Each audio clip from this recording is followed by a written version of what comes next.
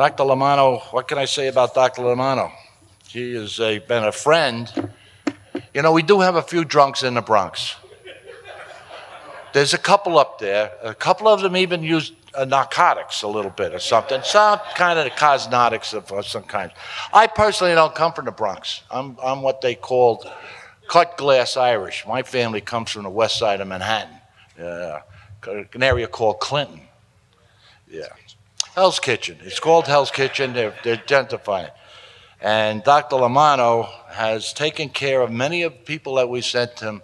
And he once said to me, he has an office in a very ritzy town called Scarsdale, New York, in Westchester County.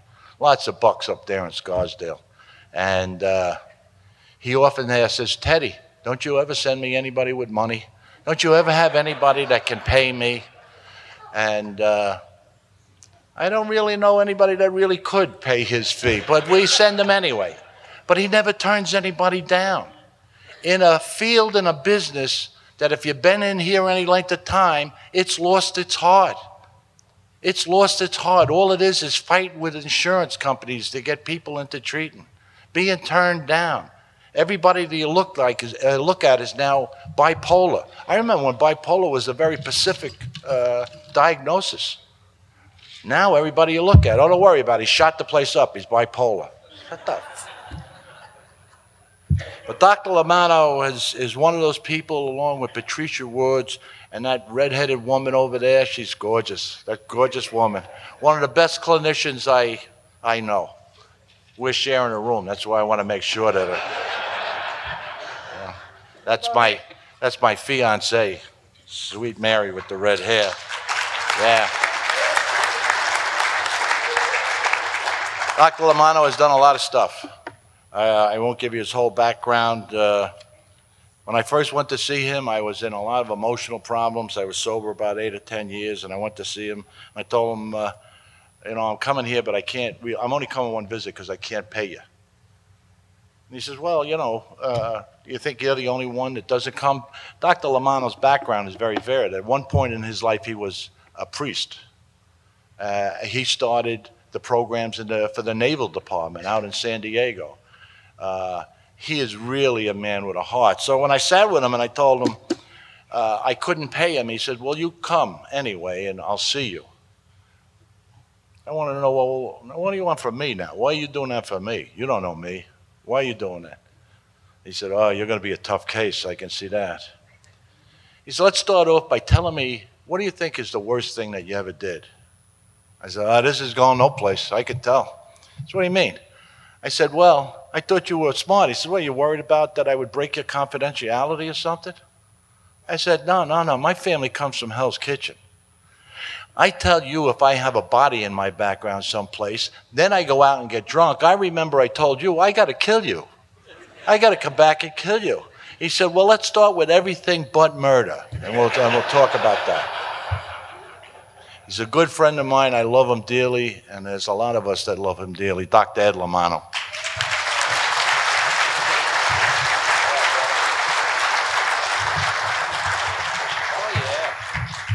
Okay, there we go. Hi, everybody. It's good to be here. We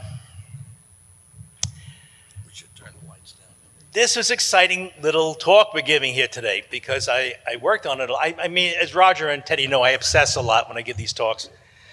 And it is my custom to arrive 2 days early, lock myself in the room, and bang and bang and bang and obsess and obsess and obsess until it's roughly where I think it ought to be. So that's kind of what I did. And Friday night, I had it really kind of where I liked it. And I'm using a brand new computer now, and there's all these fancy gadgets, and I saved it. I went to bed, and I woke up in the morning, as I often do. I said, wow, this is a wonderful way to adjust this thing and change it. I got a wonderful new gimmick. I went to the desk, turned on the computer, and guess what? Gone. Completely, absolutely gone. And if any of you have ever had that experience, it's kind of exciting. What you're going to see here is what I managed to produce out of memory for about 8 hours yesterday, and when I fudged up a little bit today. And frankly, I'm not going to pay much attention to the PowerPoint. because whatever's there is there. But here's the deal. I don't know, I'm 72 years old. I don't know how many times I'm going to be back out here talking to you. So I'm going to take a bit of an advantage with you, and I'm not going to speak academically to you too much today. I'm going to talk to you out of my heart about my life and the issues I've had to deal with in the area of addiction recovery. When you're 72 years old, you get to be a little senile, and you can say some things, and people say, well, he's an old man, let him go. But the truth is, and it scares me that I look at the number, I have been working with people suffering with addiction for 46 years. And it's remarkable what's happened in the field, and it's remarkable to experience the changes within myself and the changes I've seen in the area of recovery. I was ordained in 1965 and was a priest in New York City. And I got to tell you right now, the first thing I noticed is nobody was coming to church. And if I had to do anything at all, I had to get out of the rectory and get onto the streets, which is exactly what I did. And when I got onto the streets, I don't know if many of you were probably not around in 1965, but in 1965, we were going through an extraordinary epidemic of heroin addiction, and we were moving into prescription pills. And it was so common for kids, young people, to die of overdose. We had funeral after funeral, and the sadness of it was that these were kids who had grown up in our neighborhood, gone to our Catholic schools, gone to our Catholic high schools. We had given them the best we had, and they were good kids. I got to tell you, they were good kids. I mean, people say, oh, they're just a junkie. No, they were good kids, and they died. And I said, what the heck am I going to do? I tried absolutely everything, including, as some of you know, I threatened to have a dealer murdered. I mean, I was at the end of my blessed rope. The critical point, the thing that threw me over the edge was one night. It was my custom before I went to bed. I would take my car and I would drive around the neighborhood because all the kids hung in gangs at specific spots in the neighborhood. And I knew just about everything about every kid. I'd just pull the car up, they'd come over, we'd talk, I would get whatever was going on that I had to deal with, and then move on to the next group. And there was one group of really sweet kids. They were just guys and gals, they were just good little kids. And they hung out behind the A&P off of 21st Street. I pulled in as I usually did, and I noticed they were all stoned. And I got one of them, I said, who the hell sold you that drug? And I got the name. And that's the guy I threatened to have killed. As far as I know, he didn't sell drugs anymore because he looked in my eyes and knew this priest was out of his freaking mind. I mean, really pretty bad. I knew that everything I learned in the seminary, everything I learned in my training did nothing for me. Not theology, not scripture, not reading. Nothing, not prayer. Everything I tried in terms of helping these kids failed. And I remember coming home from my first and only trip to Europe. I landed in the airport. My sister picked me up and she said, I have terrible news for you. Philip died. Philip was one of the sweetest, nicest kids. I had known him all of my priesthood. He was a good kid. I knew he was messing around with some stuff. And he overdosed. And I remember walking into the funeral parlor, and his mother comes running across the funeral parlor saying, Father, Father, make him come back to life. I mean, what do you do with stuff like that? I knew that in my heart was breaking. I was completely helpless. I couldn't do a damn thing. I didn't know anything.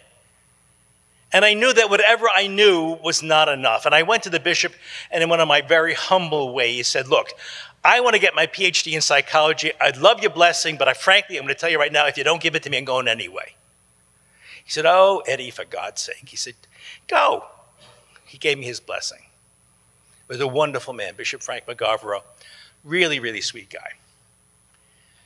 So I here leave the priesthood and go into psychology, and I think, oh, good, now I'm going to finally learn the answer. And I study. And the first character I study is Freud.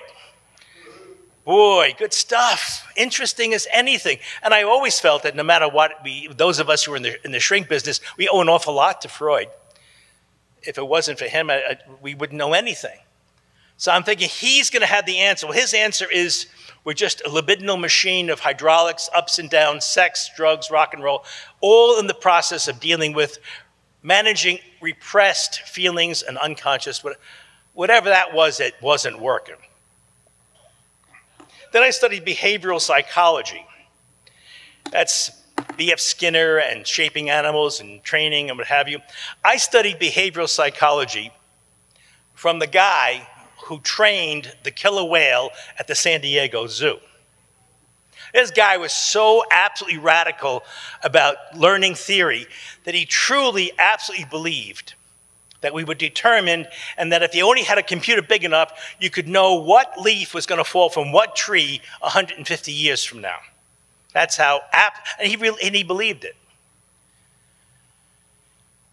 For him and for those who follow learning theory, addiction is learned behavior which can be unlearned. Well, that was interesting stuff, and I said, well, maybe there's something to this, you know?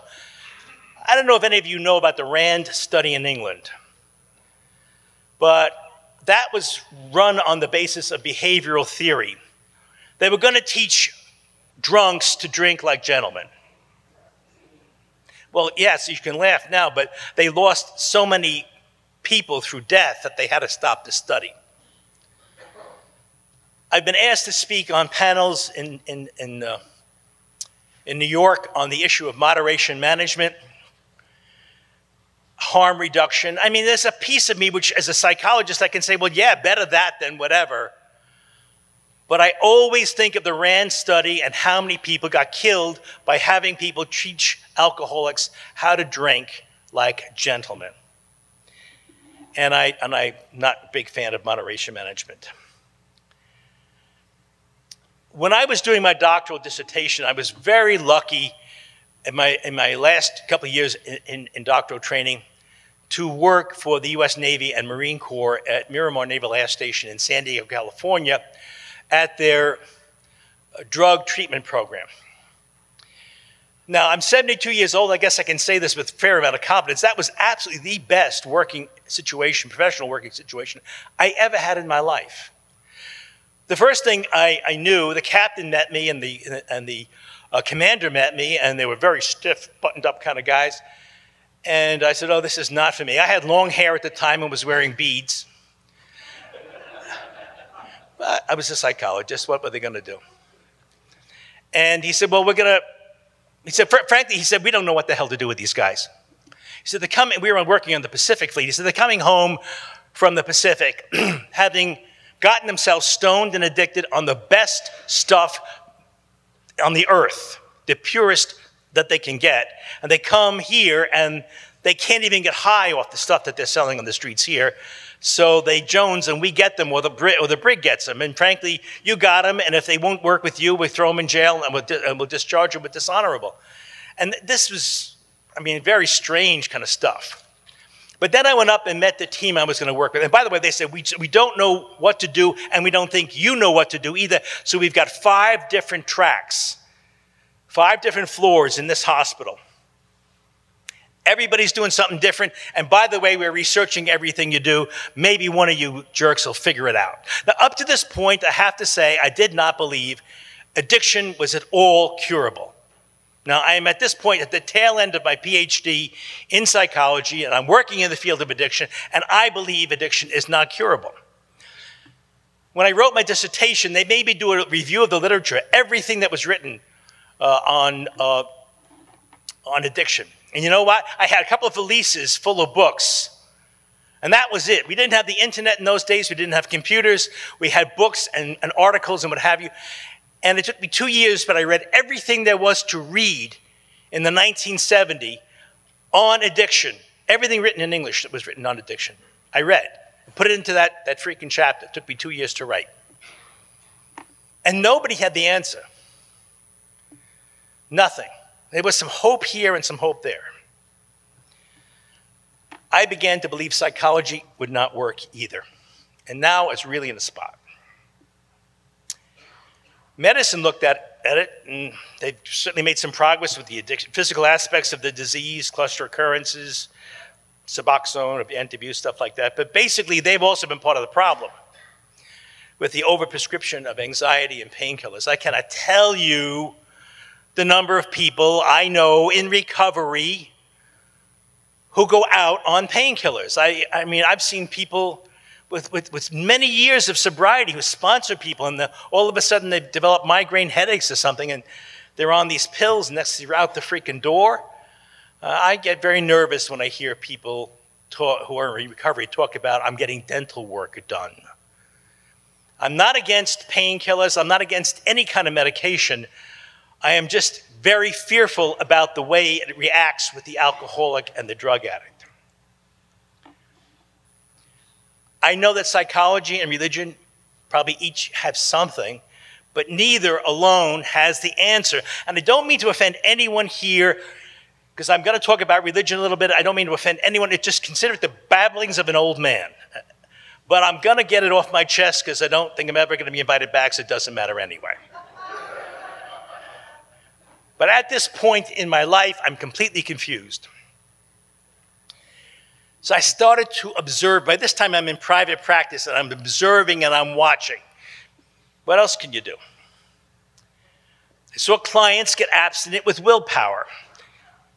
Now, the interesting thing about that is they really got sober. Well, that's not true. They got abstinent. The difference was that they were people of extraordinary willpower and great determination, and they were emotionally rigid and brittle. I'm thinking of two cases. One, I don't think she would mind if I used her first name. She's dead now. Peg. Great, great lady. Stand-up gal. Someone you'd have a drink with at a bar. The funniest woman, always had a good joke.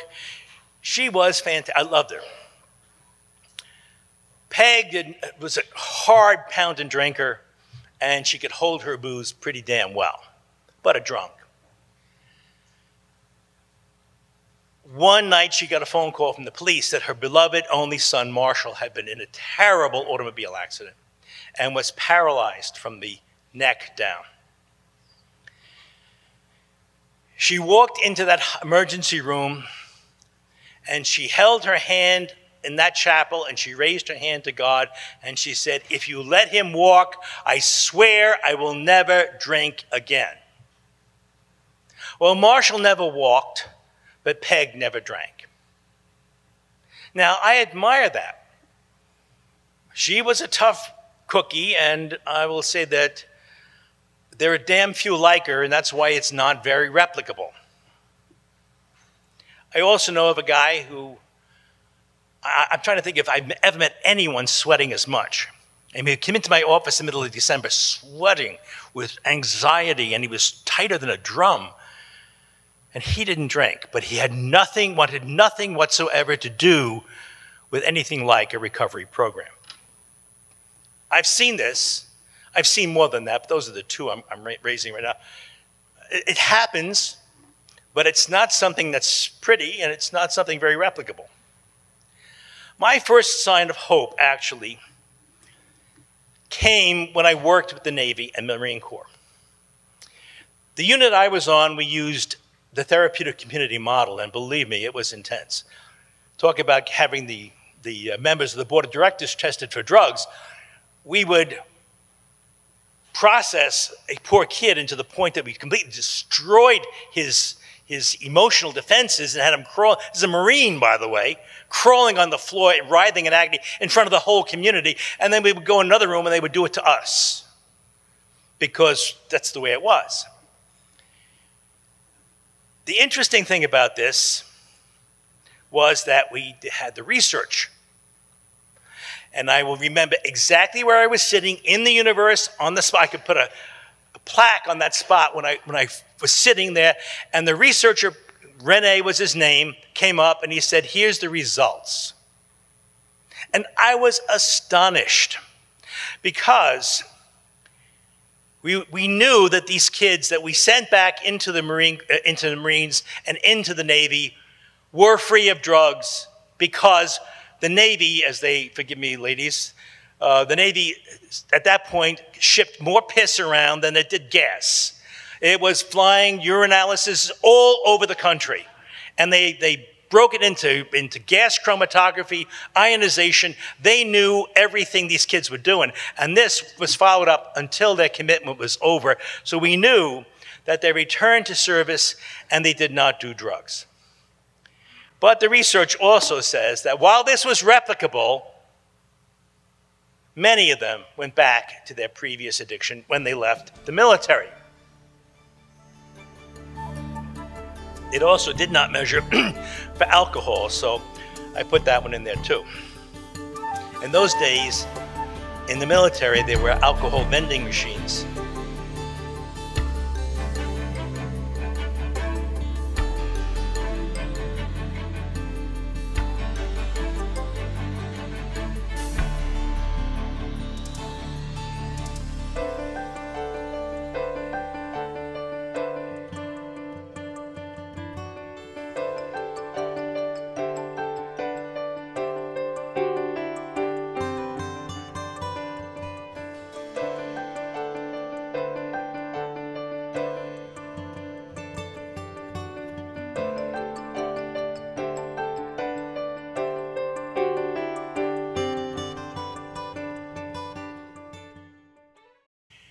So here I am. Religion's not working. Psychology's not working.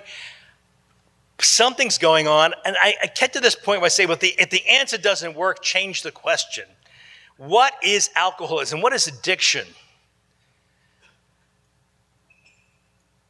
My question is not answered easily. And frankly, if I had to give a definition of it today, I don't think I could do it. I know for sure it's a very, very complex disorder. It certainly involves the body. Craving, there were neurological changes in the brain. The brains of certain alcoholics seem to have certain changes in their structure. It's hereditary, but it's not just a physical disease. It involves the mind, the psyche. But it's not just a mental illness, although it's highly correlated with bipolar disorder, depression, anxiety, things like that. But it's not that. It seems to involve the heart.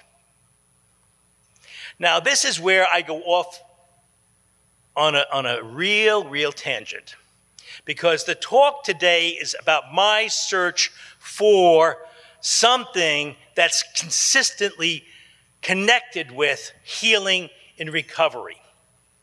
And that's why that is in red. There's something about the addict and the alcoholic that involves not just the mind and the body, but something that we call the soul, the heart. I don't know what it is. I think that's why I like them so much. There's some simpatico connection I have with people who are alcoholic and addicted. I just feel it. Then I began to watch people who were active in AA. They got sober, they stayed sober. They were emotionally flexible, and that's a fascinating thing. They were generally happier, and this was replicable. I got to tell you, as Theodore will be happy to remind you, I'm a very arrogant person. I'm arrogant enough that I'm a good shrink. But I recognize my work. And I can see when I'm working. I said, well, yeah, that's certainly, I just discharged a kid this week who came to me suicidal 8 months ago and is just on the clouds right now. And that's work I did. It was good work. But when I watch these people that I sent into AA come back to me, and they got really well, and they thanked me for all I did, I knew that that was not my work. Some great therapist, much better than I, was working. And it was replicable. So obviously, someone like me in the business, you see a lot of people, that became very interesting to me. But, and this is some realism we have to throw out here, a lot of people who go into AA and get sober in AA for a few years relapse and go out and don't come back. And I had to face that fact. So it wasn't just as simple as saying, oh, it's AA. So then I began to look at the people who had long-term sobriety. What was the common denominator? The scientist in me is always curious. Why does it work when everything else I know has failed? What are the common denominators in people who have long-term recovery? Well, I compared it with psychology. Regular meetings, well, psychology's got regular meetings. Self-disclosure, we do a lot of that. Mutual support, sure. Correction of dysfunction, yeah. I mean, so far, it's hard to tell the difference. AA's got a spiritual basis, and I'm applying psychological principles. That is the key difference between what I do and AA does. And I'm going to say, without any fear of people disagreeing with me, because I'm an old man, I can say what the hell I want to say. That is why psychology fails and AA succeeds. That, for me, became very clear. Now, this is weird because, as you recall, I'm the priest who left the priesthood hunting for a cure in psychology, and I'm winding up back here with spirituality. What the hell does that do?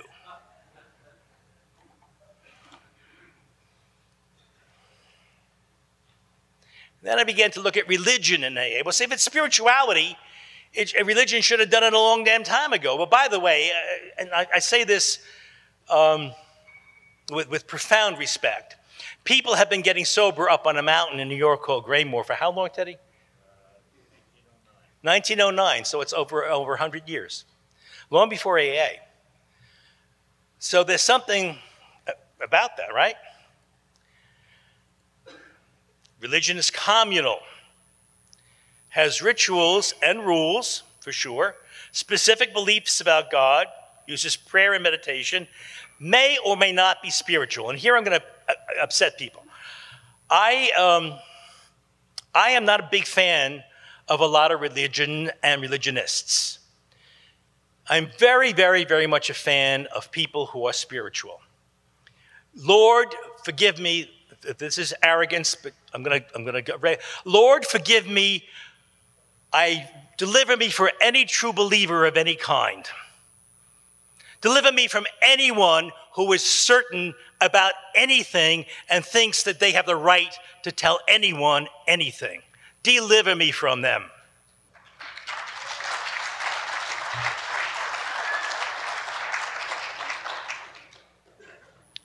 As a shrink and a priest, I spent an awful lot of my life freeing people from the crap that non-spiritual religion imposed on people.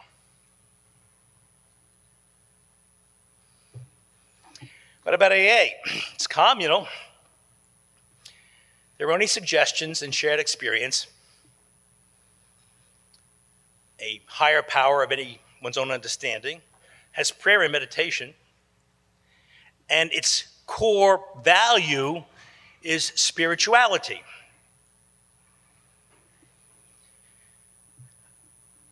Time and time and time again, I found that the core value of those who had successful long-term recovery was a spiritual basis to their recovery. And by that, I don't mean religion.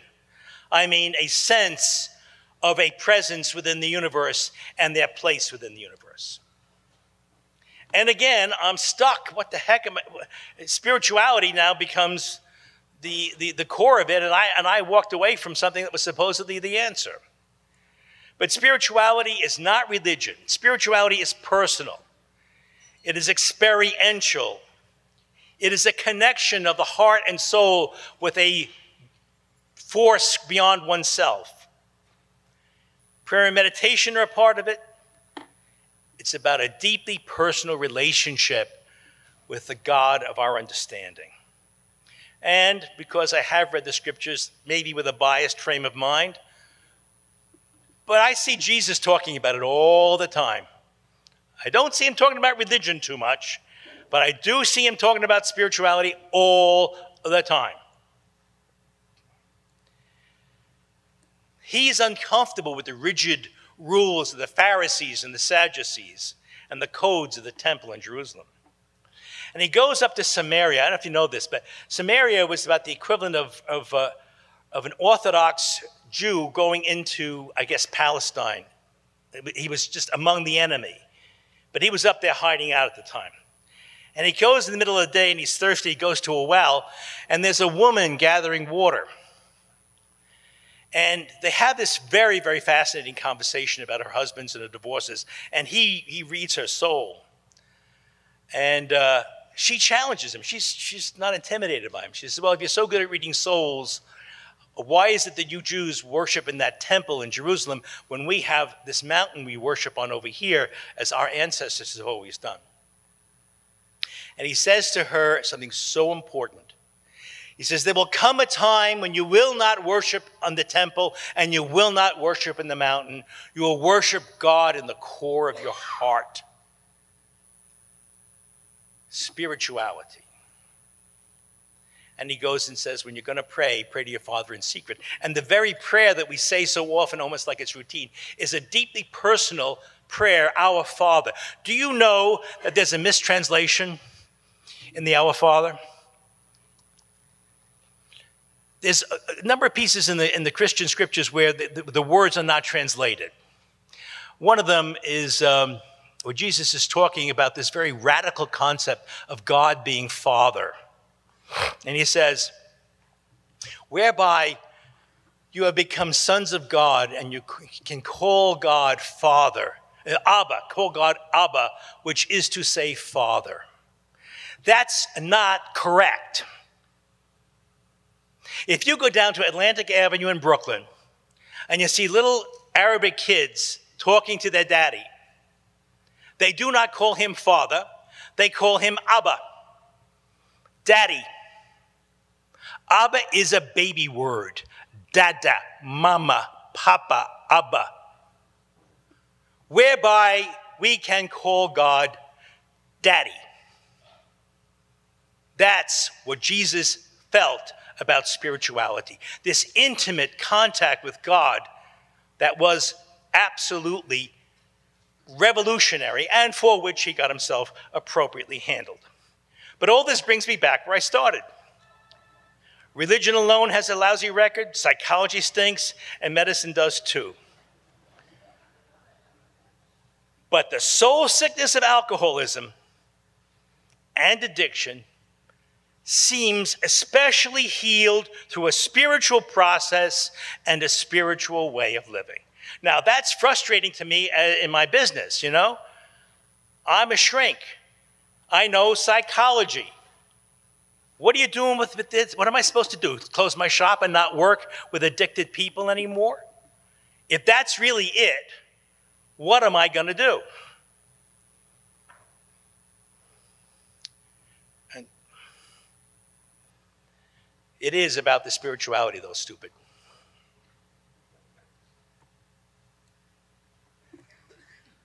Question raises, are there ways for a therapist to enter into the arena of the spiritual while still remaining professional? And that's, again, this is a part of a process I'm going through right now. Right? Well, all right, you got to be honest. It is not any brilliant psychology stuff that's getting these people sober, and it's not any religious stuff that's getting them sober. It is this silly, simple program which has a spiritual basis, and those who have a spiritual basis to their recovery seem to A, live better lives, B, stay sober longer, and C, have a great serenity about them. A serenity I know is not my work. It's about integrity. I have to be honest. That's the fact.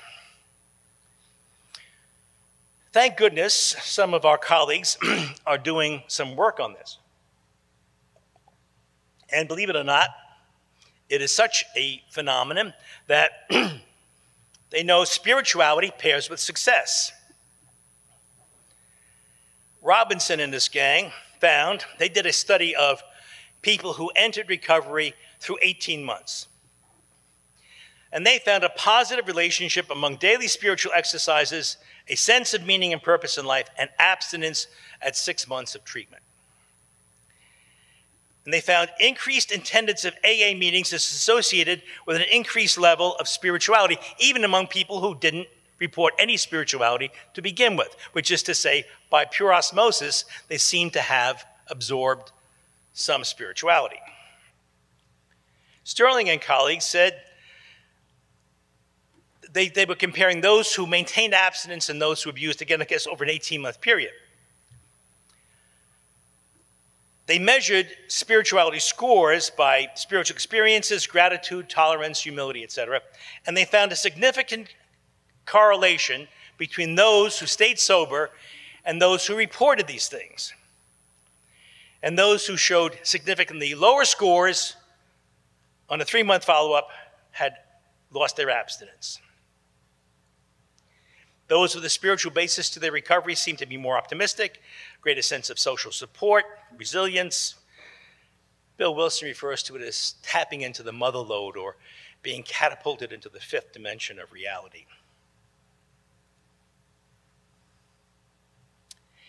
If spirituality is this important, and we are people working in the field, would it not be malpractice not to find some way to deal with this? If I am a therapist and I know a modality is going to help somebody and I don't do that, that is malpractice. If the evidence, personal, anecdotal, and research says that spiritual connection is connected with not just abstinence, but with long-term sobriety, I got to grapple with that. And I'm going to take a little digression here, because in order to get into this, we got to step back and say, who the heck are we as creatures? I promise you it comes back. First thing I'm going to tell you, that in my belief, human beings are more than the sum of their parts. My goldfish is pretty much the sum of its parts. Human beings seem not to be. About 800,000 years ago, human beings seem to have taken a great leap. We took a leap into something which psychologists describe as self-consciousness, self-awareness. My dog and I can go walking along the Palisades, and my dog is smelling for whatever he smells for, and I'm looking at the river and the beautiful stone. We, in our self-awareness, know absolutely that we are going to die. So we begin ritually to bury our dead in the hope of a life after that. That's kind of the cutting off point between us as very smart apes and us as self-conscious and self-aware human beings. We experience nature not as an object of food or mating, but with awe. We don't just live in it, we step back and perceive it, we begin to get deities. And the first deities, by the way, were women. A loving, life-giving creature. We were astonished at the power of a woman to provide life. Until the patriarchy took over, we're not going to go there. We experience awe and wonder and mystery.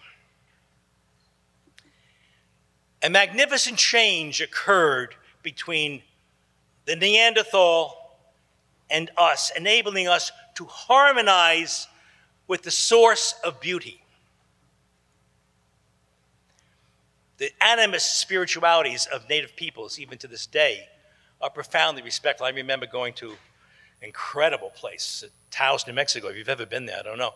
I was on this lower part of Taos and this Angel Fire Mountains up there, and the beautiful smell of the sage and the colors are fantastic.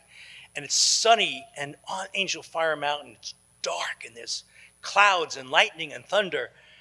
And the Indians say the spirit is very strong there. Well, I got to tell you, I absolutely agree with it. I get it. There's something about that place and many other places. We are made of minerals. You take all the water out, you get a whole bunch of this, whole bunch of that, but bottom line is we're minerals. But we're not just minerals. We can look at other minerals like the Rocky Mountains and say, wow. We're mostly filled with water. But we look at an ocean and we go, whew. I can stare at the ocean for hours. We are organic, but we can love flowers in a forest in a way that other organic creatures probably cannot. We can look into the eyes of a child and see some amazing wonder. All of this produces a major paradigm shift in my thinking. I long thought that spirituality was something and psychology was something else. The priest psychologist in me gets an aha experience that they're simply two ends of the same line. That the psyche that human beings have, which is so different and so filled with awe and wonder, is the same psyche that can get into a mystical and spiritual experience. So we have this amazing continuum. Some stuff is purely psychological, and some stuff is absolutely ethereal, mystical. But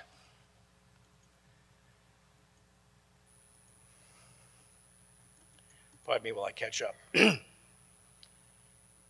In the middle of this one line, there's a wide open territory for psychologists to have fun. It's kind of that murky area between spirituality and psychology. I got to tell you, part of my practice, I have a lot of priests and nuns that come to me. And not infrequently, they try to say, I can't discuss that because of my religion. And I say to them, before you were a nun, before you were a priest, before you were a Christian, you were a human being. Drop all that other stuff out here and just bring the human being in here, because that's all I'm going to work with. I do not let them put religious boundaries around things. It's about authenticity.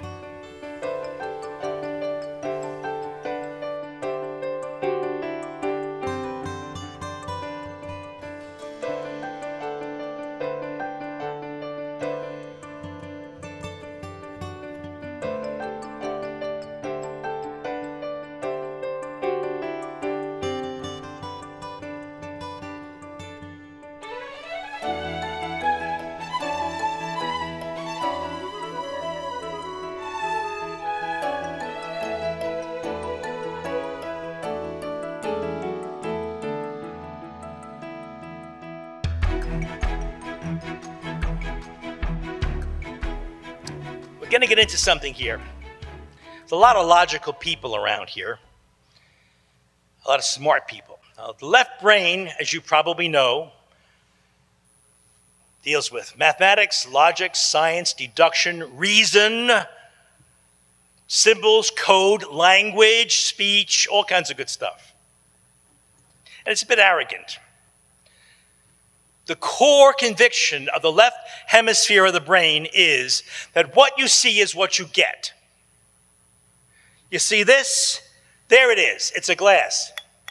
You hear it? It's filled with water. Teddy's going to fill it up for me again. There it is. It's sitting on a table. That's it. It's logical. But it can't describe emotions.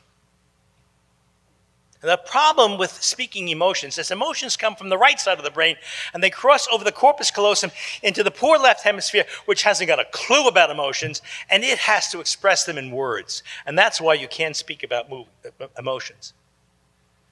Because they come here and they go here, and this one, duh, what are you talking about? Reason, logic doesn't make any sense. The left brain has words and speech, but no feeling. We tend to denigrate the right side of the brain. It's too spooky, it's emotional, it's, the right brain has intuition, inductive reasoning, creativity, art, color, music, hunch, spirituality. That we know comes here. How do we know this? The wonderful new CAT scans that they're working on. Which part of the brain lights up? Now. That's all over here. Interestingly, the newer ones are finding that there's all kinds of connections within the brain, but predominantly they come over here. Spirituality, although it comes from the right side of the brain, is not illogical, but it does not often respond to logic. Because we experience that which we cannot explain. I promise you this gets back to addiction, but just hang in with me. Because it is this experience that has a validity beyond anything anyone can say. Without going into too much detail, because I know I'm not psychotic, at one time in my life, I had such a profound, earth-shaking, gut-wrenching religious experience that it absolutely blew me apart. And my entire life changed after that. And oftentimes I forget, but I go back and I think, I know something happened there. I know it. Could I explain it? No. I know enough about what psychotic process is, delusion, I know all that stuff. It wasn't anything like that. It was something I experienced deep inside of me, of profound sacredness and profound love. Doesn't happen often, and I haven't had it in what? 50 years. But I had one. In the right brain, we are able to experience that which is beyond logic and science. Anyone ever hear of the Templeton Prize? I never did. Templeton Prize is $1.4 million. It's given every year, and it's a prize given for the person who has done the greatest contribution to advancing the understanding of spiritual values and spiritual realities. And it was given 2 years ago to Bernard d'Espagnet, who is a French quantum physicist and philosopher of science.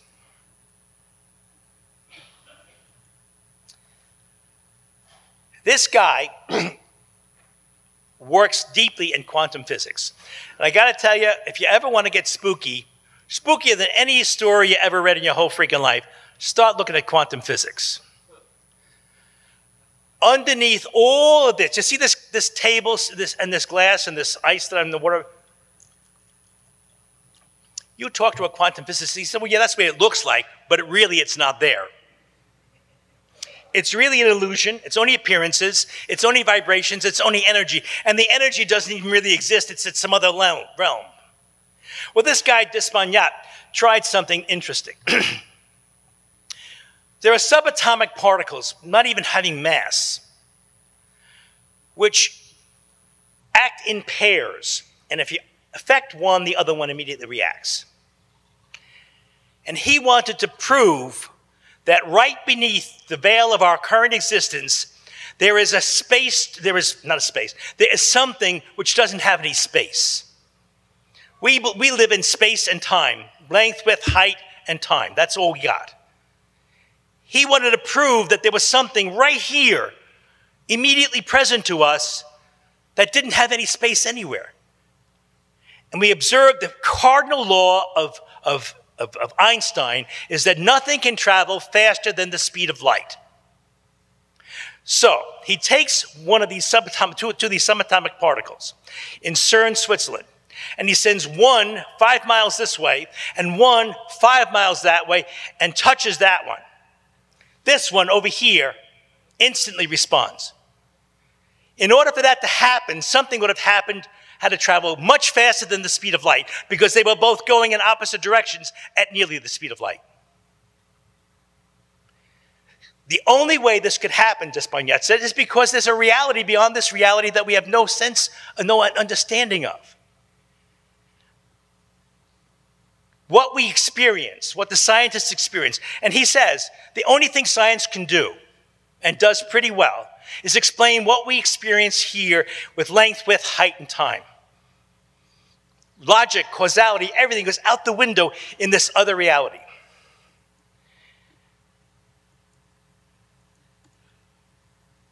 His belief is that the human mind, the right hemisphere of the brain, has the capacity to sense that which is beyond this reality.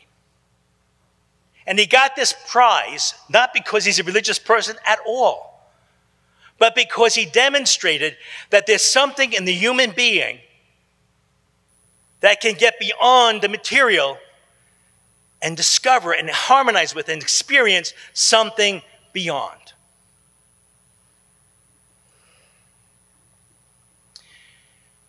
He says we are so limited in our ability to understand real reality,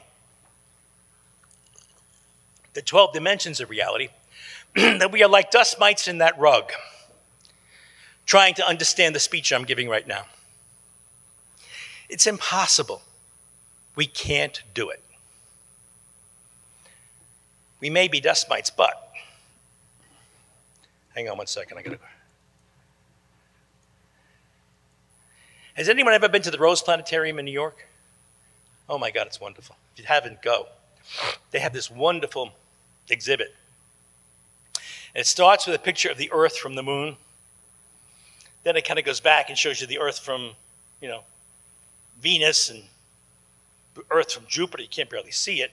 Then it shows you the whole solar system back from another star. Then it shows you where our star is on Milky Way galaxy. We're just nothing. And then it shows you, it keeps it going back and back until you say, holy moly, this thing is unspeakably huge. And you get to feel smaller and smaller and smaller when you realize that there are billions and billions and billions of galaxies, and we're just riding around on a little speck of dust at the corner of a rather insignificant galaxy, one of these billions. We may be dust mites, but we know that there's something in the human heart and mind which can flirt with the infinite. Maybe that dust, how astonishing would it be to hear that that dust mite under that rug right now understood exactly what I was saying, or at least knew that I was here talking. How astonishing would that be? That's roughly as astonishing it is that some organisms riding around a dust particle on the end of an insignificant star at the edge of an insignificant galaxy knows that the whole bloody thing is here. There's something that loosened up our brain 800,000 years ago and enabled us to perceive things that are astonishing. What does all this have to do with alcoholism? For some mysterious reason, it seems to me, alcoholism is linked to this part of our consciousness. And the most sustained healing of alcoholism comes with those who comprehend and act upon this. Science fails, spirituality succeeds. But this spirituality can only be accessed by a leap of faith. It is not unlogical, but is a willingness to trust your heart. I'm going to pretty much skip this part. It's kind of boring. Let's go back to this. Having had this, I guess the priest and the psychologist had a conversation. What do I do now? There's no doubt spirituality is an important part of recovery. And if I know that and I don't help people with it, what am I doing? I found some ways. I was very gifted in my training to study under existential psychologists. They were amazing.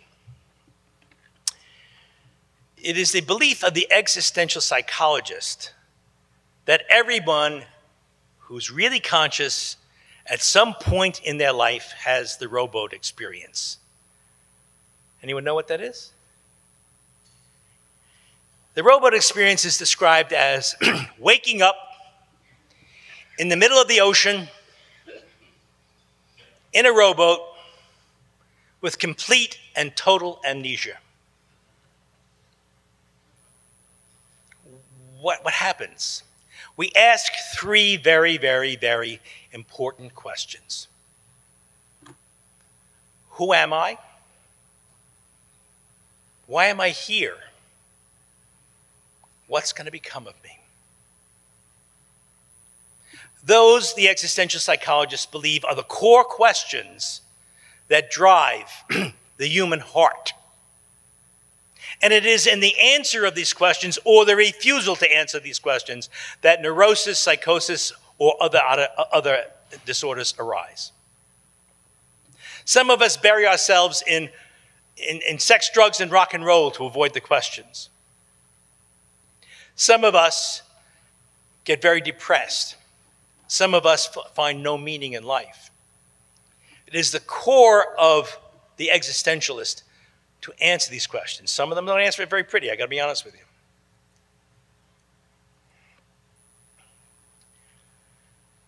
There are those who are uncomfortable with the spiritual approach who are our clients. And what I do is this is where that wonderful middle arises. Where, is it psychology, is it spirituality? I've tried this with a few people. They say, there's no God. I say, well, you sure? I'm sure. I say, well, what do you got to lose? What do you mean, what do you got to lose? Try something. Let's face it. Either there is something or there's nothing, right? All right, yeah, I guess that's okay. Yeah, something or nothing. If there's something, it can be an it, in which case it might just as well be nothing, or a who. Well, that's stretching it a bit, Lamanno, but I'll go with you. If there's something, it could be an it or it could be a who, I suppose. Cool, okay. If it's a who, it either wishes to communicate or it walked away and it's indifferent. And if it's walked away and it's an indifferent, it might just well be an it or nothing. It doesn't matter, right? Right. Cool. Supposing it wishes to communicate. Now what?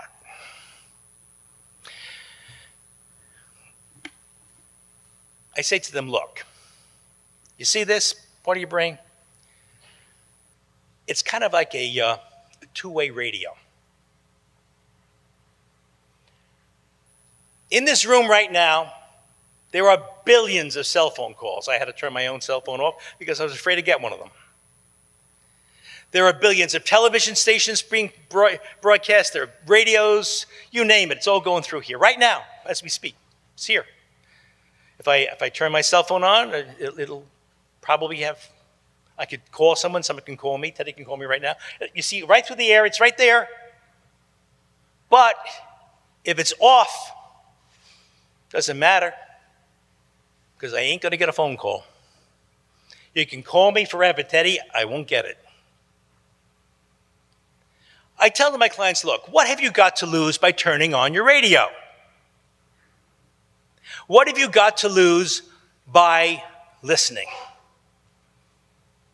What have you got to lose by saying the atheist prayer? Oh God, if there is a God, help me, if you wanna. What have you got to lose by turning on the receiver and seeing what's broadcasting? Now I have to tell you, when I was a priest, I could give you a big lecture about God. I was pretty darn sure. The older I get, the longer I hang around, the less I know. But the more comfortable I am with whatever it is. Prayer and meditation is an important part of people in recovery. They sit and they wait a few minutes every morning and they ponder, they center themselves, and they try to get themselves in connection and in harmony with whatever it is that's better or deeper or more powerful or more together than they are. So I tell them, turn on your radio.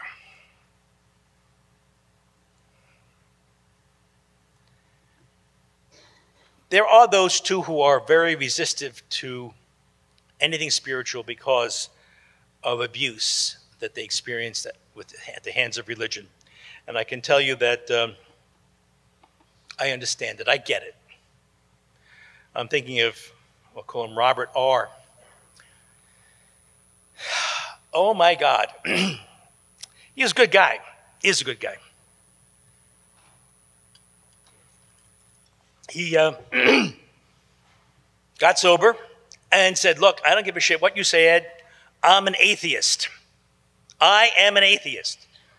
I did enough crap from my Bible-pounding parents. I don't want to hear anything about God ever. I said, fine, don't worry about it. Now, I went along with this for a while. We've been friends for a lot of years. This guy had a great program. He went to AA meetings like you cannot believe. He brought AA meetings into rehabs. He sponsored the world. He was really completely dedicated to the AA program. And I remember getting a phone call from him one day saying, oh, I don't belong to AA anymore. I said, really? Yeah, I don't belong to AA anymore. Did you drink? Oh, I had a glass of wine. But what the hell are you talking about? You've been sober 10 years. Oh, I don't think I need it anymore. I'm not a member anymore. I said, oh, my God. Well, because I am who I am, I just wouldn't let him get away with it. And I went after him. And I said, look, there's something very strange going on here. Well, it turns out that he had some sort of a fight with somebody and hurt his feelings or hurt pride. I don't know what the hell it was. And he just, no more AA for him, and he was out drinking. Now, in fairness to him, he wasn't getting drunk. He was having a glass of wine now and then. But we all know, those of us in the business know what's going to happen there. And I couldn't let him do that without a good fight. Little by little, we talked, and little by little, he went back into the rooms. But when we talked later on, I said, hey, wait, hold it, Charlie. You have a wonderful program, one of the best programs of anyone I've ever seen. You got a kick-ass program. But there's one piece that was missing, and that is the spiritual piece. Oh, don't give me that crap, Ed. I said, look, if you want to wreck your life and the life of your spouse and your child, go right ahead. But I'm not going to let you get away with this without at least challenging you about this. I'm an atheist. I said, look, ask yourself a simple question. Are you an atheist at God? Are you so mad at what they did to you in your childhood that you're doing this to get back at whatever it is? Whatever there was in that question, it shook him enough to be able to say to him, look, do you remember when you looked into your daughter's eyes the day she was born? What did you feel? You're Native American partly. What about your ancestors' sense of spirituality? Oh, he said, And we talked about Mother Earth and Father Sky. He said, doesn't matter. Just turn on your freaking radio. I'm happy to report that to this day he's sober and struggling, as we all do, with whatever spirituality is. And then there's the case of Mary, who was the big intellect. Mary's PhD, oh my God, in math. I love her. She's a wonderful, wonderful woman. Logical to the point of absolutely being infuriating. And when you ask her what she feels, she describes a thought. And if I didn't love her so much, sometimes I'm going to run across the room and wring her neck because, what do you feel, Mary? Well, I think, oh my God, here we go again. And you know what I've watched happen to her? And this is none of my work. I mean, I'd love to take credit. This is none of my work.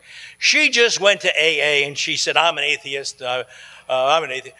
And all of a sudden, after about, I don't know how many years she was in AA, she suddenly just stopped the nonsense and just said, I don't know what there is, and I'm an agnostic. I said, progress, progress. Summing it up. Religion seems to have a piece of the puzzle, but it can't produce replicable results. Religions are supposed to help us access spirituality, but is often distinctly non-spiritual. And it doesn't respond to the psychological aspects of addiction. Joe Campbell, a teacher who used to teach in Sarah Lawrence, which is right near us in Westchester, did a wonderful series of shows of Bill Moyers on the meaning of the myth. I loved what he said about religion. He said religions are software operating the divine computer. He said some software can make that computer dance, and they're astonishingly powerful. Others can barely make it play tic-tac-toe. All religions are not created equal, and not all religions are spiritual. Psychology alone may have a piece of the puzzle, but we have a crap record of psychology alone getting anyone sober. And I believe it doesn't do this because it ignores and ridicules that which it cannot measure, the spiritual aspect of recovery. Ladies and gentlemen, brothers and sisters, since spirituality seems to be so correlated with successful long-term recovery, we owe it to our clients to find ways to address this connection of spirituality with sustained recovery from addiction. Thank you very much.